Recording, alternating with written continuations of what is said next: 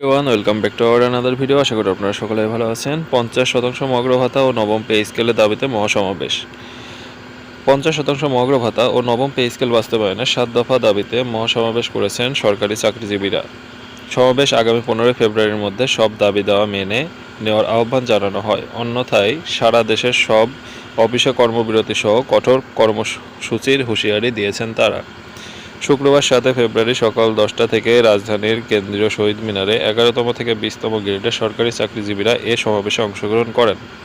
বিকেল পর্যন্ত এ সমাবেশ চলবে বলে জানিয়েছে তারা। মহাসমাবেশে প্রধান অতিথি হিসেবে ছিলেন নাগরিক ঐক্যের সভাপতি মাহমুদুর রহমান মান্না।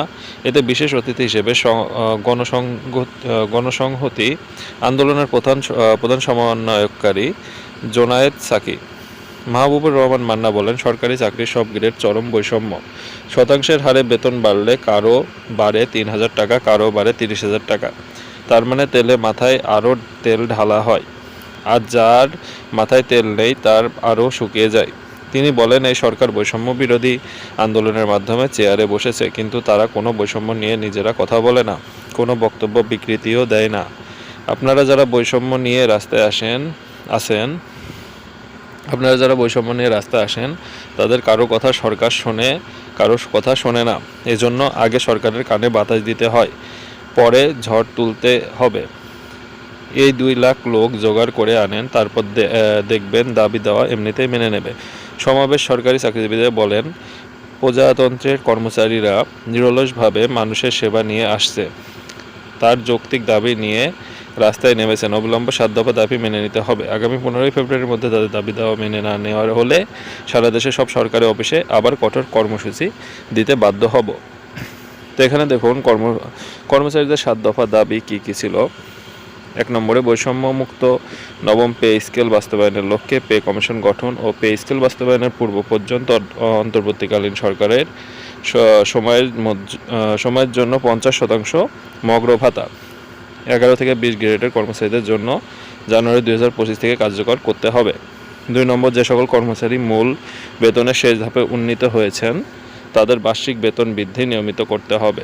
বেতন স্কেলের বৈষম্য নিরসনের জন্য 10 ধাপে বেতন স্কেল নির্ধারণ সহ পে কমিশনে কর্মচারী প্রতিনিধি রাখতে হবে। 3 নম্বরে, সচিবালয়ের ন্যায় সকল সরকারি আধা সরকারি দপ্তর, অধিদপ্তর, পরিদপ্তর ও স্বায়ত্তশাসিত প্রতিষ্ঠানের সমপদগুলোর পদবি ও গ্রেড পরিবর্তন করতে হবে এবং এক ও অভিন্ন নিয়োগ বিধি প্রণয়ন করে কর্মচারীদের মধ্যে সৃষ্ট বৈষম্য দূর করতে হবে। 4 নম্বরে তারা বলছে, 2015 সালে পে স্কেলের গ্যাজেট প্রত্যাহারকৃত 3টি টাইম স্কেল সিলেকশন গ্রেড পুনর্বহাল ও সকল স্বায়ত্তশাসিত প্রতিষ্ঠানে গ্র্যাচুইটির পাশাপাশি পেনশন প্রবর্তন সহ বিদ্যমান গ্র্যাচুইটি অনুতোষিকের হার 90% স্থলে শতভাগ নির্ধারণ ও পেনশন গ্র্যাচুইটির 1 টাকা সমান 500 টাকা নির্ধারণ করতে হবে। 5 নম্বরে তারা বলছে, বাজার মূল্যের লাগামহীন ঊর্ধ্বগতি ও জীবনযাত্রার ব্যয় বৃদ্ধি ও মূল্যস্ফীতির বৃদ্ধির বিষয় বিবেচনা করে পদেয় সকল ভাতাদি পূর্ণ নির্ধারণ, 11 থেকে 20 গ্রেডের রেশন ব্যবস্থার প্রবর্তন ও সরকার প্রদত্ত গৃহ ঋণ সুবিধা সহজীকরণ করতে হবে। 6 নম্বরে তারা বলছে, ব্লক পোস্টে কর্মরত কর্মচারী সহ সকল পদে কর্মরতদের পদোন্নতি বা 5 বছর পর পর উচ্চতর গ্রেড প্রদান করতে হবে। এছাড়া টেকনিক্যাল কাজে নিয়োজিত কর্মচারীদের টেকনিক্যাল পদমর্যাদা দিতে হবে।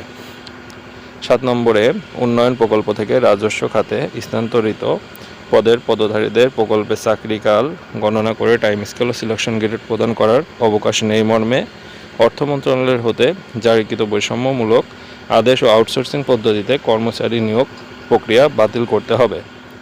তো বিহার ছিল মূলত বিষয় যে 7টি দাবি নিয়ে তারা আন্দোলন করছে। বর্তমান বৈষম্য বিরোধী যেই আমাদের উপদেষ্টা আছে তাদের কাছে।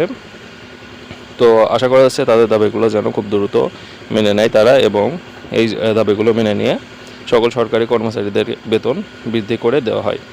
তো এই ছিল মূলত বিষয়।